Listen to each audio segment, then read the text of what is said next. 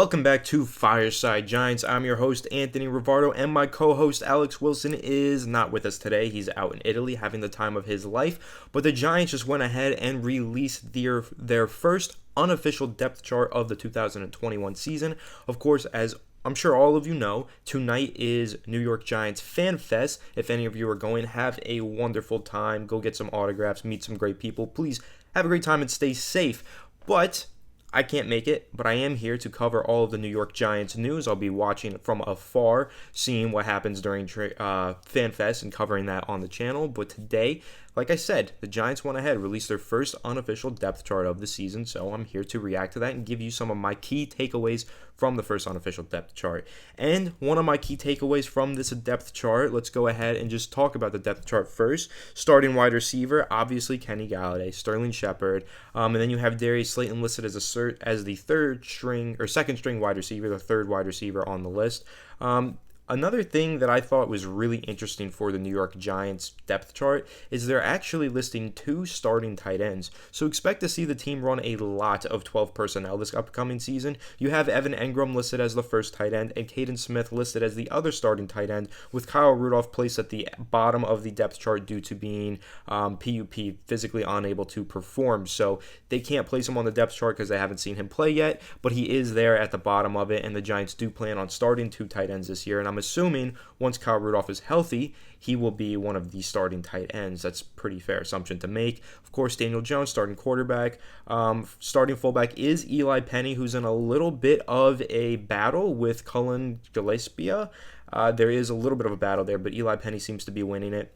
Running backs, you have Saquon Barkley, first string. Second string, Devontae Booker. Third string is Corey Clement. And then after that, they have Alfred Morris, Gary Brightwell, and Sandro Platzgummer all together in the fourth string to fifth string, sixth string categories. So very interesting there. You have Corey Clement playing pretty well throughout training camp from everything we've heard. He's third string. Devontae Booker seems to be safe in the second string. And Saquon Barkley, who just returned to practice, is of course, first string.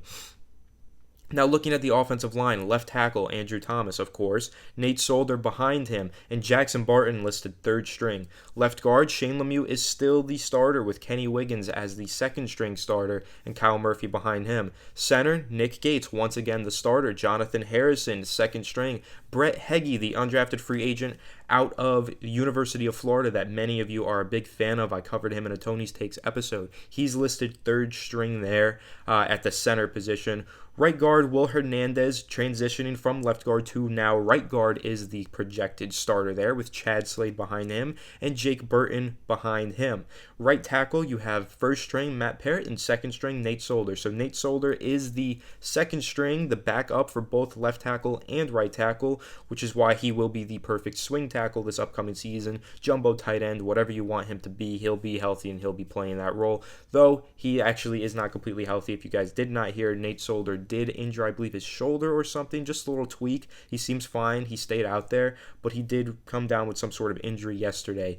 And now we'll move on to the defensive side of the ball, where we have some pretty interesting takeaways. We'll start at the Sam linebacker position, the strong side linebacker position. Lorenzo Carter, starter. Second string is Trent Harris, and third string is Afadio Denabo. Fourth string is Cam Brown. Now that's super interesting to me because Trent Harris is a name that I've barely heard for the Giants last year, this year, training camp. Barely even heard the name Trent Harris, but Afadio Denabo is listed behind him.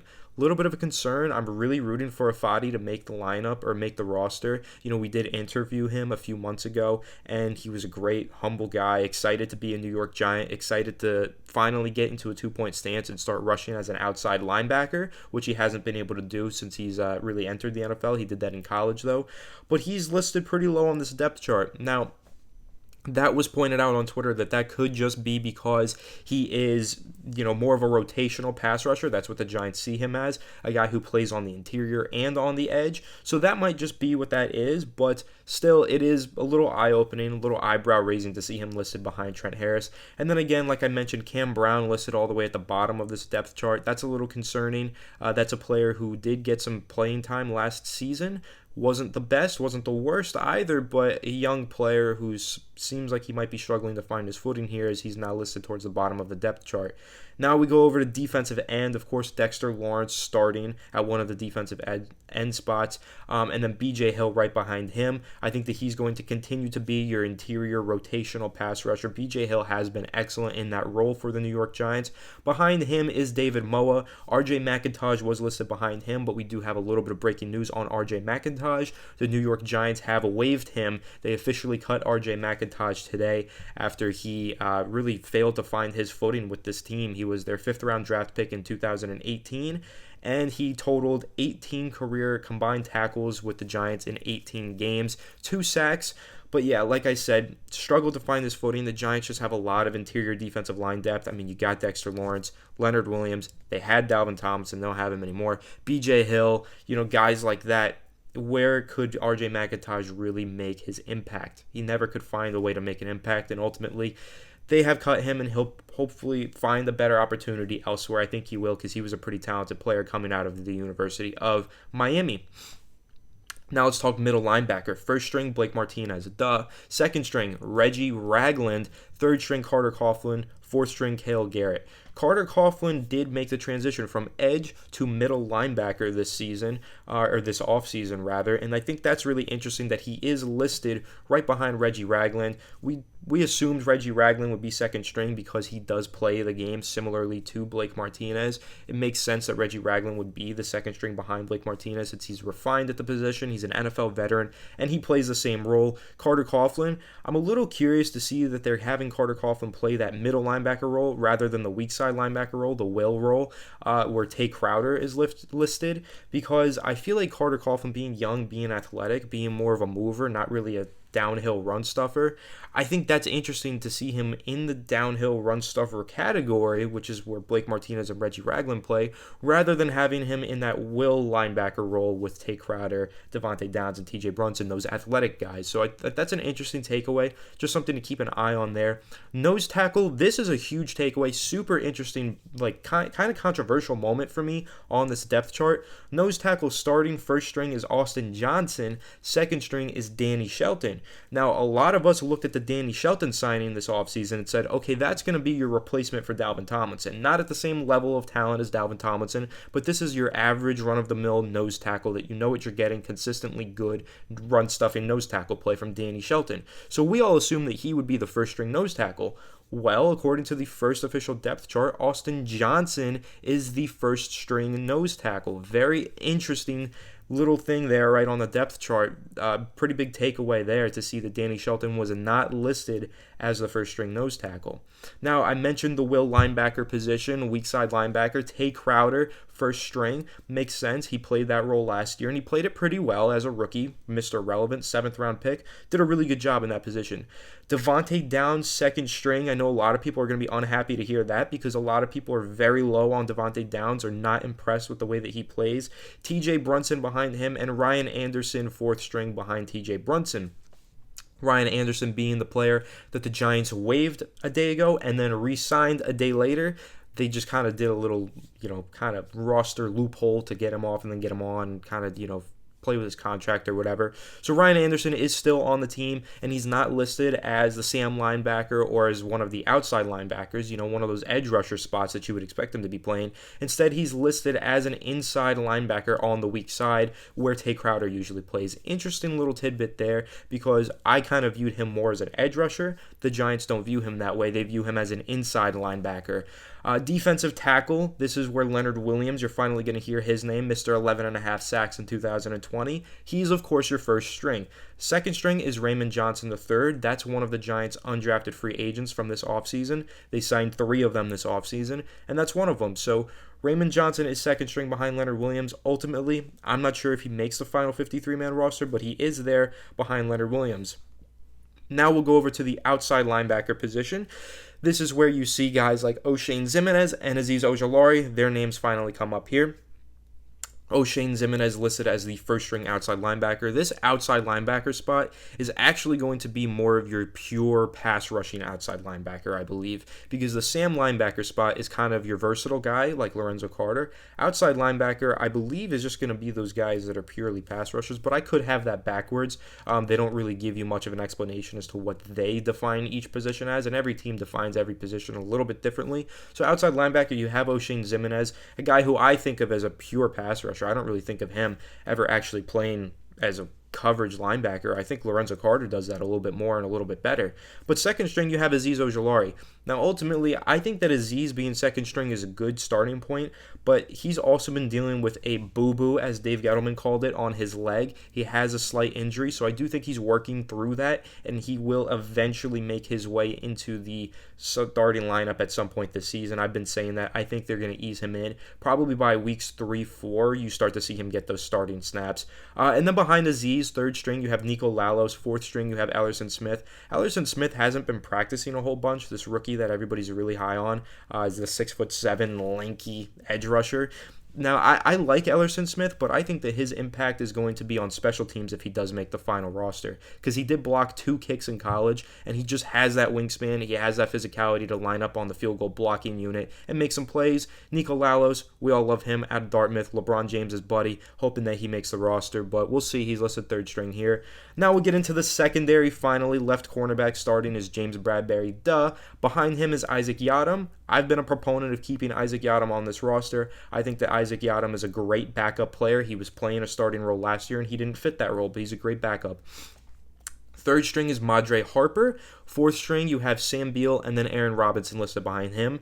They have Aaron Robinson listed here, but they do have him with 3 stars next to his name, meaning he's a rookie, and he has not practiced yet. So can't really place him anywhere on the roster or on the depth chart. That's why they have him at the bottom of it. I do believe that once he returns to practice, he'll move into that third string role, and Madre Harper will then fall down into that fourth string. Of course, Sam Beal being the guy that the Giants spent a third-round supplemental pick on a few years ago. Fourth string, not the best look, not too encouraging for his ability to make the roster this upcoming season. Now let's look at the right side cornerback. Adoree Jackson, first string, Darnay Holmes is at the second string, and third string, a name that I'm happy to hear, is Rodarius Williams ahead of fourth string Jarren Williams. So you have Rodarius ahead of Jarren Williams, ahead of Sam Beal, and for now ahead of Aaron Robinson. I believe he's probably ahead of Madre Harper as well. It sounds like this 6th-round rookie that I'm a huge fan of, Rodarius Williams, has a really solid shot of making the final roster according to this first unofficial depth chart. So that's another key takeaway that I have. But now we'll talk about the safeties. Strong safety, Jabril Peppers, Julian Love, and Quincy Wilson, Montre Hardage, and Chris Johnson. Now, this is interesting to me because then you look at free safety, starting as Logan Ryan, then Xavier McKinney, then Joshua Kalu, then Chris Milton, then Jordan Peters. I thought that it would be the other way around. I thought that the Giants would view Xavier McKinney as the backup strong safety and Julian Love as the backup free safety, but they have it the other way around. That's an interesting thing to take away, but we all know Julian Love is kind of positionless. He plays strong safety, he plays free safety, he plays slot cornerback, and he plays outside cornerback, so he'll be lining up all over the place. Xavier McKinney will play a role kind of similar to that as well. I think that both of these backup safeties, you can expect to see them play a lot of safety and a lot of slot cornerback, so expect to see those guys line up all over the place. Now we'll move on to the specialists before we get into our final key takeaways, roster takeaways from this first unofficial depth chart. Long snapper, Casey Kreider. I think that's a lock for him. He's a former Pro Bowler. He's really good at the long snapping position. The holders, Riley Dixon. That should remain the same. Punter, unopposed, first string, Riley Dixon. Now, and then kicker, Graham Gano. Behind him, Ryan Santoso. Ryan Santoso isn't taking Graham Gano's job. Everything that we've read from training camp, it's same old golden boot Graham Gano. He's been absolutely murdering it in training camp. Now here we get into punt returner and kick returner. First string punt returner right now is Jabril Peppers. Behind him is Adoree Jackson. Pretty interesting takeaway there. I wasn't really expecting to see Adoree Jackson that high on the list of punt returners. I knew that he was taking some punt return snaps in practice, but I didn't think that he would be second string. Third string is Kadarius Toney, then fourth string is Dante Pettis. To me, I think that Kadarius Toney will actually move up this list once he starts practicing more. As we all know, he's barely practiced this offseason. He was dealing with COVID. He missed some practices due to some family personal issues. So he wasn't there. And then, of course, he was dealing with his contract and he missed some voluntary practices.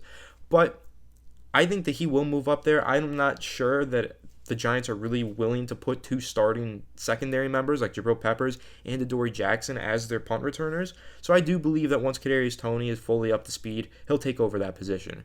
Now, kickoff returner, this is an interesting one. John Ross listed as the starter. Really, really exciting development here. And the fact that he's listed as the first string kick returner and he's listed as the second string wide receiver means he's very likely to make this roster at this point. I think it's early. It's August 11th, but you can probably pencil in John Ross as making the final 53-man roster. He's been very impressive throughout training camp, and he is listed as a starting kick returner.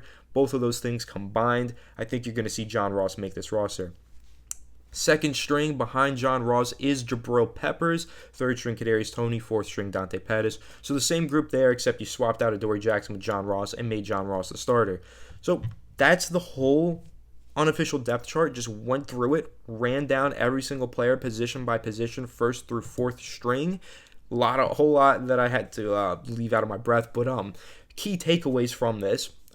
Like I said, David Sills being listed ahead of CJ Board and Dante Pettis. That's huge. If you've been keeping up with the channel, myself, Alex included, we are huge fans of David Sills. We think this kid has a lot of potential. If you haven't learned too much about David Sills just yet, go onto the channel, it's one of our latest videos, my Tony's Takes episode on David Sills' training camp standout. I went through his collegiate career, his NFL career to this point, and how he's been playing at training camp. You're going to come away from that video really impressed with David Sills. He's put in a ton of work. He's one of the hardest workers on the New York Giants. He's been practicing endlessly with Daniel Jones throughout the offseason. This kid deserves to make the roster, and right now it looks like he's on track to do so.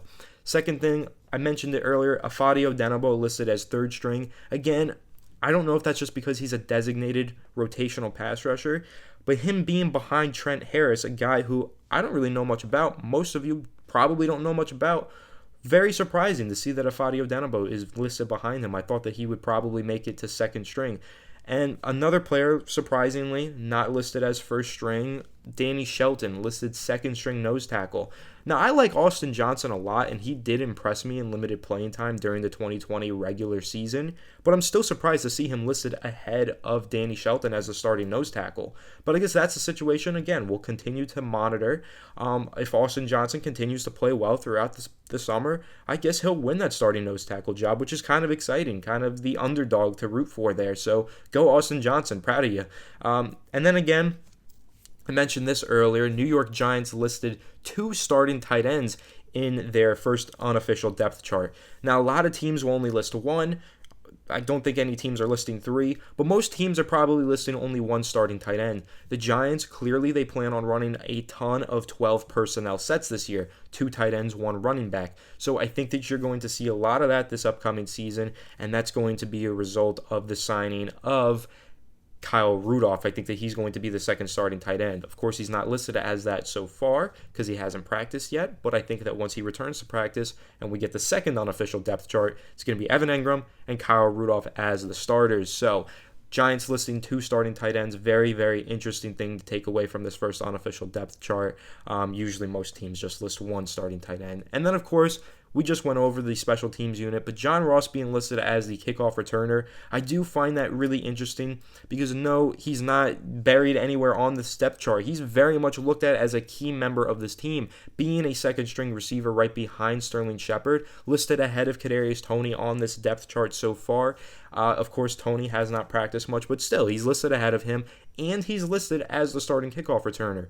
That bodes so well for John Ross as he's been working really hard this summer. He's been showing up at training camp and really turning some heads and playing well, but still, some people were questioning, will he make the final 53-man roster? Well, the fact that he's a second string receiver and the starting kick returner, yeah, I think he's going to make the final 53-man roster. It sure appears that way. Really good thing for John Ross to be able to make it as a starting kick returner in the first unofficial depth chart, and we'll see how that continues to progress throughout the summer. Second official depth chart, of course, we'll update you on that. Third, final, all of that, we will give you the updates, and we'll see exactly where John Ross lands on this depth chart.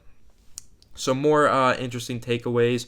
Of course, like I mentioned, RJ McIntosh, he was listed on this depth chart, but the Giants then waived him about immediately after releasing this. So, kind of sucks right there. But No mention of gunner or special teamser. So that's really interesting because what we've been hearing a lot is that the Giants are trying a whole bunch of different players at that gunner position, and that's not even listed on the depth chart.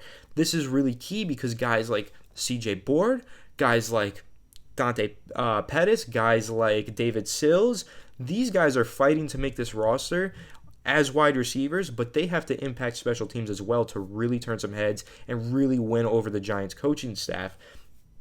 David Sills is a player that we've been talking about a lot. We're really impressed with him as a receiver, but we're questioning how much of an impact he can make on special teams because we know that the Giants really value special teams, being able to impact the game in more than one way.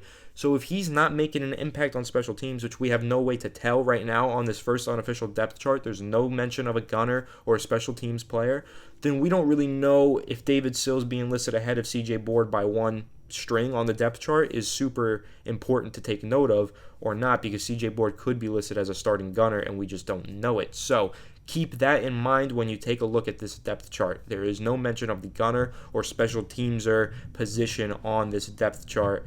And so I think that's definitely an interesting thing to keep an eye on. Specialists, right? They still, nothing in here about that. So keep an eye on that. We have Mike Glennon as the second string quarterback. Daniel Jones, of course, being the starter this year in his make or break season. And let's see if there's any other key takeaways that I have for you. Again, McKinney at free safety, Lovett strong safety, definitely interesting, but those two are both kind of positionless.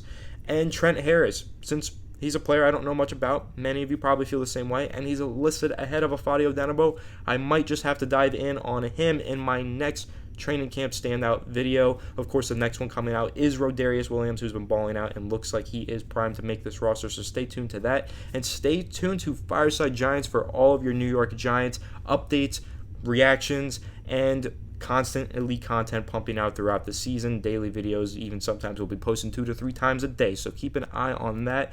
Make sure you leave a like if you enjoyed this video. Please let me know down below in the comment section what are your thoughts on this first unofficial depth chart. What surprised you? Who do you think is going to make the final roster out of those players who are on the bubble, and who do you think gets cut? I'd love to hear it down below. And please, once again, stay safe and have an awesome time at Giants Fan Fest if you're heading there today. I know gates open real soon.